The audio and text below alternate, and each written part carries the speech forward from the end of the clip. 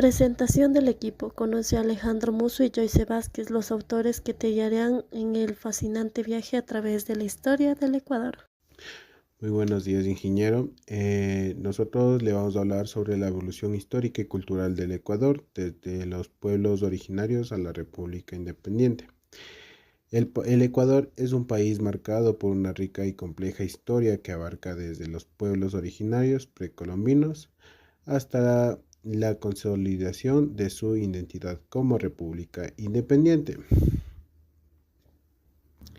Este análisis aborda tres aspectos fundamentales de su historia: los pueblos originarios que aportaron una identidad cultural diversa, la conquista española que transformó drásticamente la estructura social y económica, y los primeros años de la República, desde el Ecuador que enfrentó el reto de construir una nación unida.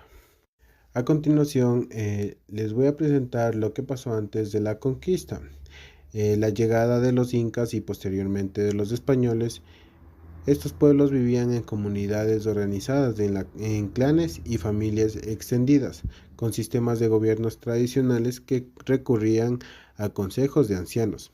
Entre los grupos étnicos sobresalientes se encuentran los quichuas, shuar, achuar, zápara, guaraní y agua. Cada uno de estos grupos étnicos son o se rigen con su propio idioma, costumbres y sistemas de creencias que, pese a los desafíos de la modernización, aún se preserva. Como siguiente punto tenemos la conquista inca, que fue un momento de transformación para estos pueblos, ya que significó un cambio cultural y económico importante. Sin embargo, en lugar de someterse completamente, muchos pueblos locales adoptaron y adaptaron elementos de la cultura inca, fusionándoles con sus propias tradiciones.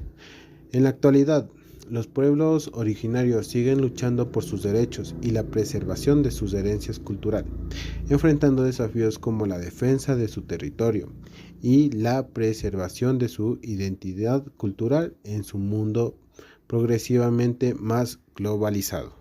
Por otra parte, dio inicio a la llegada de los españoles en el siglo XVI, marcando un punto de transformación en la historia de las sociedades indígenas del actual Ecuador, dejando impactos profundos y duraderos.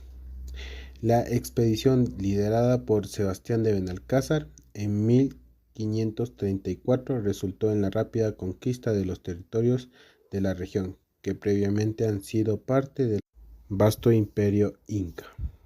La superioridad tecnológica y militar de los conquistadores, que incluían caballos, armas de fuego y armaduras, tuvo fuerte desigualdad con las herramientas y tácticas de guerra de los indígenas.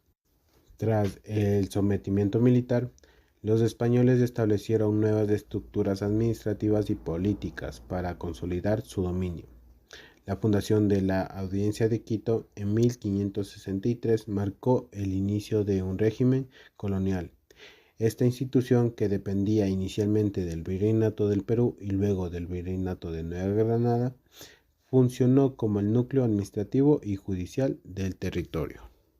La transformación también incluyó la imposición de la lengua española, la religión católica y una economía basada en la extracción de recursos naturales como el oro y la producción agrícola para beneficio de la corona española. Las sociedades indígenas fueron despojadas de sus tierras y sus estructuras políticas fueron desmanteladas, debilitando las formas de organización comunitaria y jerarquías preexistentes. Muchos pueblos indígenas fueron obligados a trasladarse a nuevas localidades bajo el sistema de reducciones, diseñado para facilitar la administración colonial y la evangelización. También la resiliencia indígena fue constante, como levantamientos significativos liderados por figuras como Rumiñahui, quienes encabezaron rebeliones en defensa de sus pueblos.